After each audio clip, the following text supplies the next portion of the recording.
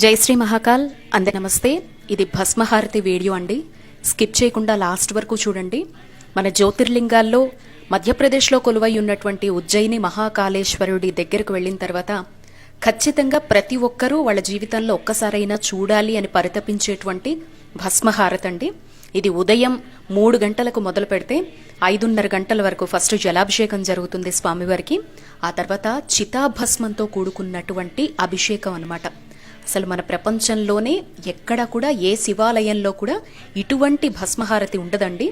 So దీని తర్వాత మిగతా భారతదేశంలో కావచ్చు, కొన్ని ప్రాంతాల్లో కావచ్చు భస్మహారతి వంటివి పెట్టారు. కానీ శ్మశానంలో చివరి మృతదేహంకి సంబంధించినటువంటి భస్మం ఏదైతే కాలి ఉంటుందో అది అప్పటికప్పుడు ఫ్రెష్గా తీసుకొచ్చి స్వామివారికి ఉదయాన్నే బ్రహ్మముహూర్తంలో చేసేటువంటి అత్యంత కనులకు విందుగా కైలాసంలోనే మనమంతా కూర్చున్నామా అనిపించేంత అనుభూతినిచ్చేటువంటి భస్మహారతి అండి ఇది.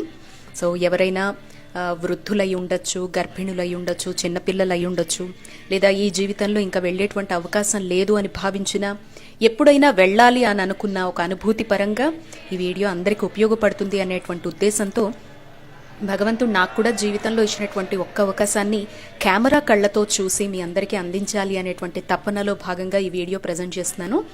సో లాస్ట్లో అంటే ఈ స్టార్టింగ్లో చెప్పాల్సినటువంటి విషయాలన్నీ చెప్పేసిన తర్వాత ఒరిజినల్ ఆడియో హారతి స్టార్ట్ అవుతుంది అనగా నేను అక్కడ ఎలా అయితే కూర్చొని మనం చూస్తామో ఆ డప్పు చప్పుళ్ల మధ్య, స్వామికి ఇచ్చేటువంటి ఆ ఢమరుక నాదాల మధ్య కైలాసంలో ప్రమద గణాలు కేళి చేస్తూ ఉంటే స్వామివారికి మన కనులారా అభిషేకం జరుగుతోందా అన్నట్లుగా అద్భుతమైనటువంటిదండి ఈ ప్రక్రియ అనేది. సో ఒరిజినల్ ఆడియో పెడతాను. ఇయర్ ఫోన్స్ ఎవరికైనా ఉంటే ఇయర్ ఫోన్స్ పెట్టుకొని చూడండి. లేదు అంటే గనక సౌండ్ పెద్దగా పెట్టుకొని చూస్తే మీరు అక్కడే ఉండి కూర్చొని చూస్తున్నటువంటి అనుభూతి వస్తుందండి. ఉజ్జయిని మహాకాలుడు అంటే స్వామివారి ఇక్కడ దక్షిణ ముఖంగా ఉంటారు.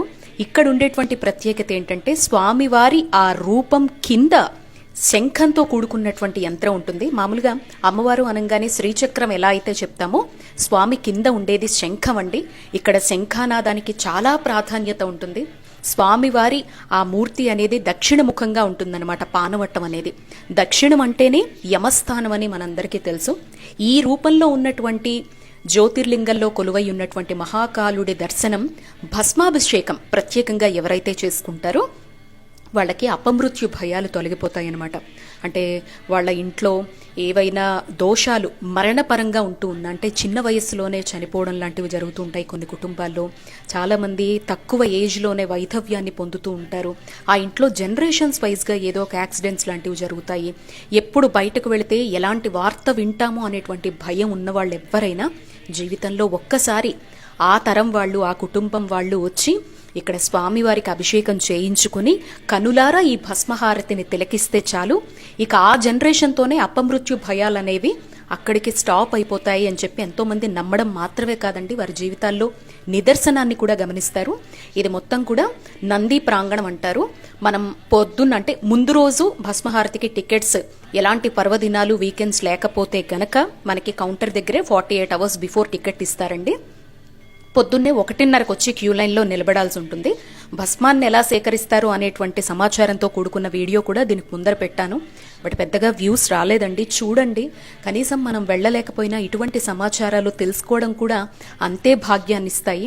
ఎందుకంటే అందించేటువంటి నాలాంటి వారు కూడా అంతే మనసు పెట్టి నలుగురు చూడాలి, నాతో పాటు నలుగురికి మంచి జరగాలి అనేటువంటి సదుద్దేశంతోనే ఇటువంటి వీడియోస్ అనేది చేస్తామండి. సో కాబట్టి ఆ వీడియోని చూసిన తర్వాత ఇది చూస్తే మీకు బాగా అర్థమవుతుంది. ఈ ప్రాంగణంలో మొత్తం కూడా ఈ టైంలో సర్వదర్శనాలు అనేవి నిలిపివేసి ఓన్లీ మార్నింగ్ 1:30 నుంచి 4:30 వరకు కూడా భస్మహారతి మాత్రమే వీక్షించేలాగా ముందు రోజే టికెట్స్ అనేవి ఇస్తారు. ఎవరు ముందుగా వెళ్లి క్యూ లైన్లో నిలబడితే వాళ్ళు ముందుగా కూర్చోగలుగుతారండి. అయితే స్వామివారి గర్భాలయ ప్రాంగణానికి ముందర మాక్సిమం విఐపీలు లేదంటే అక్కడ ఉండేటువంటి పండితుల కుటుంబ సభ్యులు వాళ్లే నిండిపోయి ఉంటారు. మనకి గ్రిల్స్ లాంటివి పడతారు, ఆ గ్రిల్స్ దగ్గర కూర్చోవాల్సి ఉంటుందన్నమాట. మొబైల్స్ అవి కూడా లోపలికి అలౌ చేస్తారు. ఆడవాళ్లు సంప్రదాయ దుస్తులు ధరించాలి, మగవాళ్లు కూడా సంప్రదాయమైనటువంటి దుస్తులు అనేవి ధరించి లోపలికి వెళ్లాలండి. ఆడవాళ్ళు భస్మహారతి చూడకూడదు అని చాలా మంది అంటూ ఉంటారు. అలా ఏం లేదండి, ఎవరైనా కూడా భస్మహారతి చూడొచ్చు. అయితే ఆడవాళ్ళు భస్మహారతి స్టార్ట్ చేస్తారు అనంగా పైన కొంగు వేసేసుకోమని చెప్తారనమాట తల మీద. మళ్ళీ భస్మహారతి కంప్లీట్ అయిన తర్వాత కొంగు తీసేయచ్చు. మనస్ఫూర్తిగా చూసేంతసేపు మీరు ఉజ్జయినిలోనే ఉన్నారు అనేటువంటి భావనతో ఈ వీడియో చూడండి. తప్పకుండా ఎటువంటి అపమృత్యు భయాలున్నా తొలగిపోవడం మాత్రమే కాదు, భగవంతుడు మీరు ఒక్కసారి స్వామివారిని దర్శించుకోవాలి అనేటువంటి మీ సంకల్పాన్ని కూడా నెరవేరుస్తారు అని మనస్ఫూర్తిగా నమ్ముతూ ఉన్నానండి. ఏదైనా మన సంకల్ప బలము ఎంత లీనమయ్యి భావనతో మనమైతే ఆ భావనను పొందుతామో ఖచ్చితంగా భగవంతుడు నెరవేరుస్తాడు. ఇలా భస్మహారతి వేసే ముందర క్లాత్ కప్పుతారు. ఇదివరకు అయితే క్లాత్ కప్పేవారు కాదు. ఇప్పుడు అలంకారం చెడిపోకూడదు అనేటువంటి కారణం ఒకటి, ఇంకొకటి ఆ భస్మం అనేది రెగ్యులర్గా వేస్తూ ఉండటం వల్ల స్వామివారికి సంబంధించినటువంటి ఆ రాయి ఏదైతే ఉందో అది చాలా వరకు పెచ్చులు ఊడిపోతున్నాయి అనేటువంటి ఉద్దేశంతో గత కొన్నేళ్లుగా గవర్నమెంట్ ఈ రూల్ పెట్టిందనమాట. సో ఇక్కడ నుంచి నేను ఒరిజినల్ ఆడియో పెట్టేస్తాను. భస్మహారతి ఫస్ట్ జలాభిషేకం పంచామృతాలతో జరుగుతుంది. ఆ తర్వాత ఒక విచిత్రమైనటువంటి మంత్రాలతో, అవి ఏంటి అనేది గుర్తుపట్టలేకపోవచ్చు, వాళ్ళ యాస ప్రకారము వాళ్ళ మంత్రం పలికేటువంటి విధానం ప్రకారము భస్మహారతి జరుగుతున్నంతసేపు సైలెంట్గా ఉంటుందండి. ఎంత బాగుంటుందో ఆ పొగొచ్చి మన దగ్గర తాకుతున్నప్పుడు చాలు స్వామి ఈ జన్మకి ఇంతకన్నా కావాల్సింది ఏముంది అని అనిపిస్తుంది. ఆ వెంటనే ఆ క్లాత్ని తీసివేసి అద్భుతంగా చేసినటువంటి అలంకారం కనిపిస్తుంది స్వామివారికి. అప్పుడు హారతులు ఇస్తారండి. మంగళ వాయిద్యాలు, డప్పు వాయిద్యాలు, మేళ తాళాల మధ్య ఉంటుందండి. అది నిజంగా ప్రత్యక్షంగా చూస్తేనేనండి, మాటల్లో వర్ణించడానికి నాలాంటి వాళ్ళకి మాటలు కూడా రావు, అంత అద్భుతంగా ఉంటుందన్నమాట. అయితే ఈ భస్మాన్ని ఎవరికి ప్రసాదంగా ఇవ్వరండి. సో అలా మనం కన్నులారా చూసి ఆస్వాదించాలంతేను. దీని తర్వాత ఎవరైనా పెద్ద పెద్ద విఐపీలు ఉంటే మొత్తం భస్మహారతి అయిపోయిన తర్వాత లోపలికి స్పర్శ దర్శనానికి పిలుస్తూ ఉంటారు. అది ఎవరో అదృష్టవంతులండి. ఇప్పుడైతే స్పర్శ దర్శనం పూర్తిగా తీసేశారనమాట. పెద్ద పెద్ద వాళ్ళకు మాత్రమే లోపలికి తీసుకువెళ్ళి చేస్తున్నారు. బట్ అక్కడ ఉండేటువంటి స్టాఫ్కి చాలా ప్రాధాన్యతనిస్తారు. వాళ్ళందరూ కూడా రోజు స్వామిని స్పర్శించుకొని వాళ్ళ డ్యూటీలకు ఎక్కేలాగా చాలా అద్భుతంగా ఉంటుంది. ఇదిగోండి ఇక అలంకారం చేసేస్తారు ఇలాగా. ఇక్కడ మరో విశేషం అండి, భస్మహారతికి వెళ్ళేటప్పుడు స్వామివారికి పట్టుపంచ తీసుకొని వెళ్ళండి. ఎవరైనా వెళితే, నాకు తెలియక నేను తీసుకువెళ్ళలేదు. వాళ్ళు పూజారులు అలంకారానికి ముందర అడుగుతారనమాట, ఎవరైనా స్వామికి వస్త్రాలు తెచ్చారా అని చెప్పి. మనం ఎంత అందమైనటువంటి వస్త్రాలు తీసుకువెళితే అంత అందంగా స్వామివారిని అక్కడ అలంకరిస్తారు. ఎన్ని తెచ్చినా అన్నింటినీ అలంకరిస్తారు. మనం తెచ్చే చిన్న అరటి పండుకి కూడా ప్రాధాన్యతనిస్తారండి అక్కడ. అదే మనం చేసుకునేటువంటి అదృష్టం అనమాట ఇటువంటి క్షేత్రాల్లో. సో మీరు ఏదైనా తీసుకువెళ్తే అక్కడ పండితులకు అందించండి. వాళ్ళు లోపల స్వామికి నైవేద్యంగా సమర్పిస్తారు. వస్త్రాలంకారంలో మనం ఇచ్చినటువంటి వస్త్రాన్ని పైన వేస్తారు. రుద్రాక్షలు తీసుకువెళ్తే గనక ఆ రుద్రాక్షల స్వామి మెడలో వేసి మన చేతికిస్తారు. సో ఇటువంటి అవకాశాన్ని వదులుకోకండి. ఇక్కడ నుంచి ఒరిజినల్ ఆడియో పెడుతున్నాను, చూసేయండి.